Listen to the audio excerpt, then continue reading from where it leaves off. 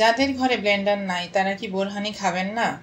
আবার যাদের ঘরের লোক সংখ্যা অনেক কম বা যারা ব্যাচেলার আছেন তারাই বা কি করে অল্প উপকরণে পারফেক্ট বোরহানি ঘরে তৈরি করবেন, সেই রেসিপিটি আজকে আপনাদের সাথে শেয়ার করব। চলুন রেসিপিটি শুরু করি। আসসালামু আলাইকুম, আমি ফারজানা জাহান নিপা স্বাগত জানাচ্ছি নিপাস ডায়েরি রেসিপিতে। এখানে প্রথমে আমি পরিষ্কার একটি বাটিতে 1 কাপ টক দই নিয়ে নিচ্ছি। দেখতে পাচ্ছেন আমার দইয়ে তেমন কোনো পানি নাই।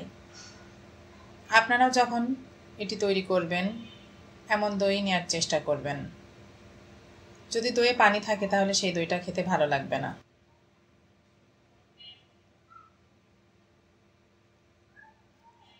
এখন একটি বাটিতে নিয়ে নিচ্ছি অল্প কিছু ফ্রেশ ধনেপাতা। দেশি ধনেপাতা নেওয়ার চেষ্টা করবেন। এখানে অতিরিক্ত ধনেপাতা দেওয়ার দরকার নাই এবং কিছু ফ্রেশ পুদিনা পাতা এবং একটি কাঁচা মরিচ নিয়ে নিচ্ছি। এখন এটিকে পাটায় ভালো করে বেটে নিব। দেখতে পাচ্ছেন কতটা মসৃণ করে বেটে নিয়েছি।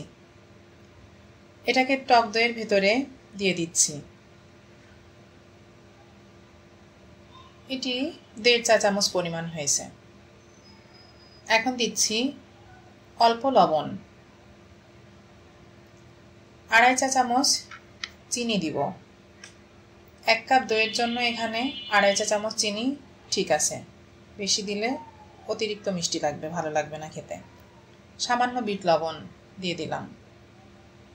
এখন 2 চা চামচ পানি দিয়ে বাটিটাকে ধুয়ে দিলাম। এ পর্যায়ে একটা হ্যান্ড হুইস্কের সাহায্যে ভালোভাবে দইটাকে ফেটিয়ে নিব যতক্ষণ না পর্যন্ত এটি মসৃণ হয়।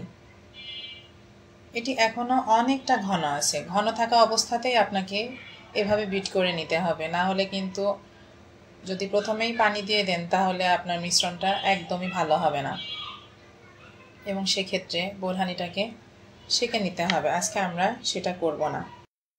ভিডিওতে দেখানো প্রসেস অনুযায়ী ভালো করে এটাকে ফেটিয়ে নেবেন।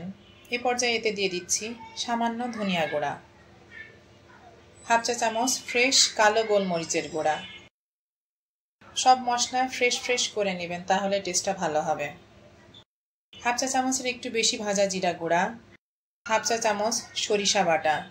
এখানে আমি কালো সরিষা নিয়েছি, আপনারা চাইলে হলুদ সরিষাও দিতে পারেন।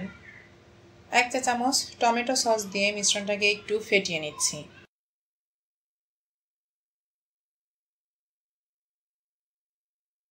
এভাবে আপনারা আবার মিশ্রণটাকে ভালোভাবে ফেটিয়ে নেবেন। তারপরে দিয়ে দিচ্ছি এতে 1/2 কাপ ঠান্ডা পানি। এখানে ঠান্ডা পানি দেওয়ার চেষ্টা করবেন, কারণ ইনস্ট্যান্ট যদি আপনি খেতে চান তাহলে ঠান্ডা পানি দিলেই ভালো লাগবে। এখন আবার এভাবে ভালো করে হাত দিয়ে বোরহানিটাকে ফেটিয়ে নিচ্ছি। এখন দইটাকে ফেটিয়ে নিলাম। এখন আমাদের বোরহানি রেডি।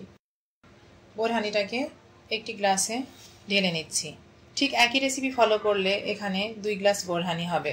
অসাধারণ টেস্টের এই বোরহানি সেম রেসিপি ফলো করলে একদম রেস্টুরেন্টের থেকেও খেতে অসাধারণ হবে, গ্যারান্টি দিয়ে বলছি। রেসিপিটা ভালো লাগলে কমেন্ট করে জানাবেন। আজকে এখানে শেষ করছি। ধন্যবাদ।